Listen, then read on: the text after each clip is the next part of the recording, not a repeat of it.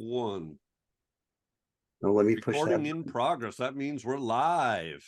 Hey, is that a horse with no name? There's something wrong with my Siri. Every time it hears your voice, it plays that song by the Carpenters. Close to you? Is that what it is? Yeah.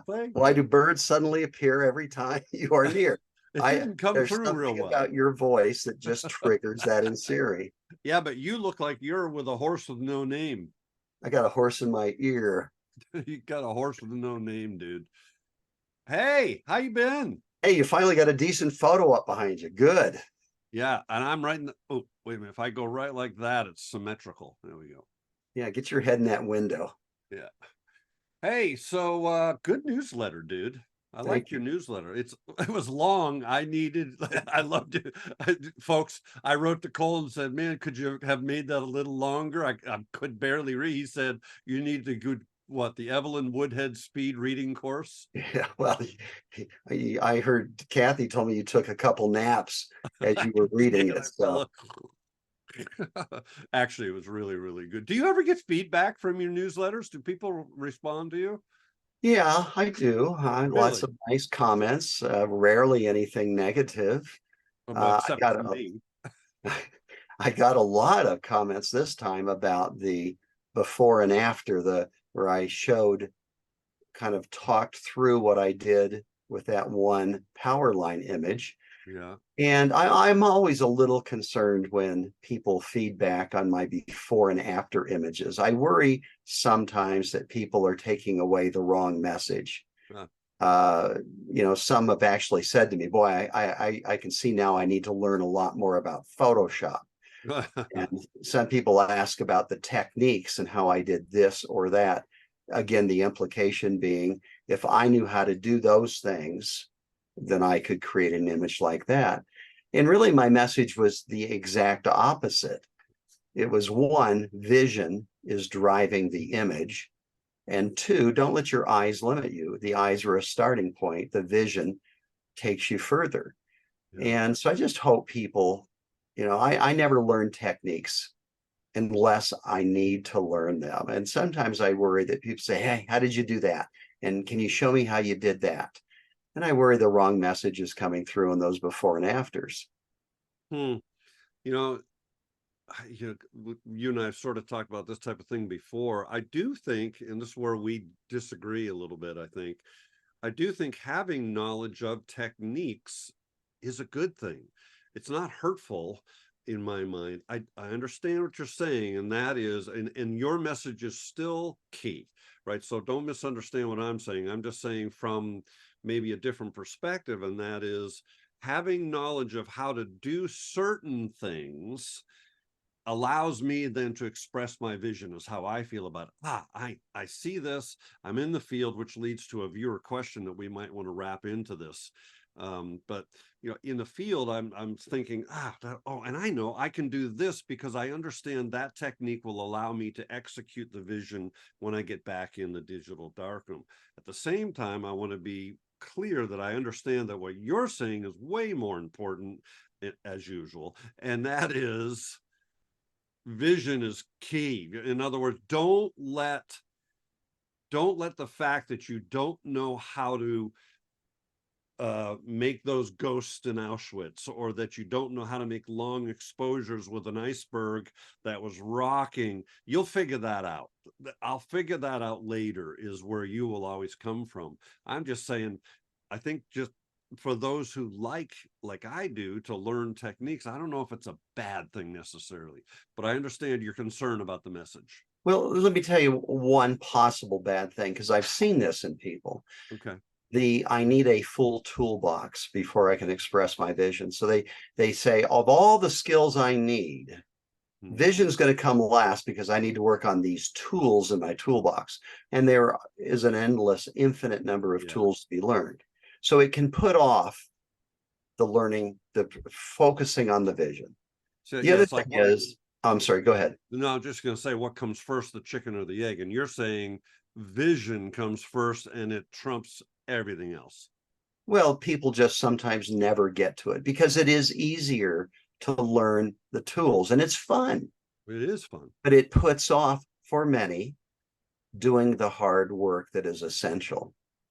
And that leads I'll kind of morph it into another topic that I've got to write an article about: tools, not toys. Ah, These aren't toys. I mean, if we're trying to be expressive photographers, these are not toys, they're tools. They're not something to have fun with. They're a tool to be used to create something. yeah. And so I say, where is the focus? Because where the focus is where the effort will be. And where the effort will be is where the results will be. I can hear Brooks Jensen in my head in the way he talks about certain things, and he'll compare, right, and contrast. So let's take an artist who's got a canvas and they've got brushes and whatever their tools are, right, that they have, knives and things that they cut, things in with. It shows you how much I don't know about that form of art. But what I hear you saying is we never hear, that type of an artist talking about going out and learning a new X, or getting a new Y, right, in order to be able to create that work of art, right? They Yeah. don't. I was going to say technique. They do learn new techniques from time to time. There's no doubt about that. But photographers, on the other hand, man, we're really good at. Topaz has got this, Skylum has got this, Radiant Technology's got this. Everybody's got something that's going to make your images better, and that's bogus. They're not going to make your images better. They might help you process more quickly. They might help get rid of noise, all those things, but it's not going to make your image say something different. I can't think of another art form that is as technical and has as many gearheads as photography. Yeah. And let's face it, that's initially what appealed to me, because Yes. as I've recounted, I didn't think I was creative. So I thought, aha, I can compensate by being extra good at the technical. And I believe there's a lot of photographers out there who believe it. I'm not creative, but I can compensate by excelling in the technical. My images may not be good, but damn it, they're extra sharp. They're super sharp, and they follow the rule of thirds, the rule of 5/8, and most importantly, the rule of odd numbers. I mean, Now, I even don't know the rule of 5/8. what was that? There is none. I'm just making it up. But Okay, well, that's a good what is the rule that you came up with though out in the Faroes again? The rule of the odds, or the odd numbers. I don't remember. I wonder if everybody knows that was just bogus made up. totally Uh-oh, bogus. we've revealed it. Uh-oh. We Yeah, you're did not have supposed. some people. It was interesting after that show to see though, because there were some people who were like arguing the point, Yeah, meaning yeah. they probably thought we were serious. There was no serious. It was just, sarcasm. It was Now, total. I do have a funny story because you brought it up. Uh, I have an article I wrote years ago about two painters conversing about their gear. And they were talking about, oh, what stool is that? Is that a Maxim 300? No, no, no. I got it.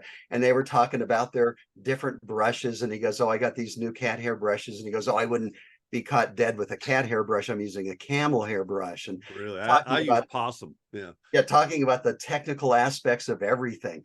And I said in the end, of course, you can't imagine a painter talking about stuff like that, but we photographers do. Well, Yeah. I have a painter friend, fairly well known, who wrote me and said, oh, that's exactly what painters are like. Oh, do they really?